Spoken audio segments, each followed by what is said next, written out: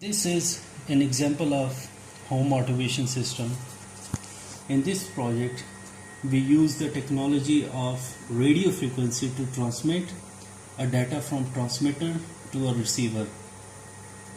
This project is divided into two parts. This is a transmitter, a kind of a remote control that is a user has in his arm or is in his hand, and this is the receiver. And the receiver basically it has connected with all the appliances at home. In this project we demonstrated three kinds of appliances. One through lights will switch on and off, the door will open and close, and the fan will run and it will be stopped. On the receiver side we have microcontroller, we have buzzer with LED indicator that it indicates that whether it received the message or not.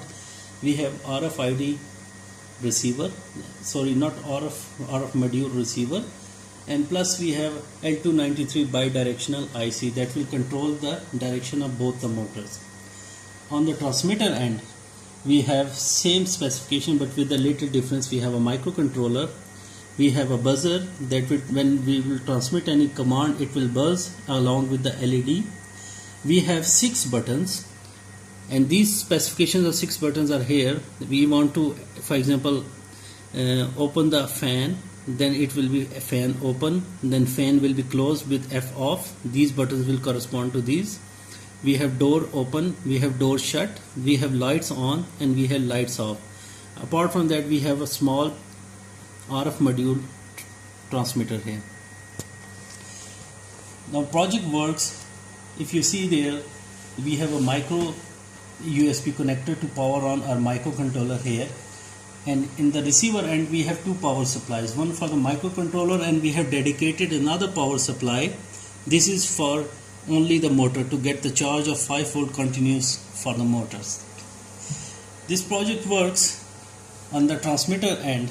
When I switch on my fan, when I press this button, the LED will blink here. That will tell that the command has been received, and then it will send to transmitter through wireless channel, as you can see here.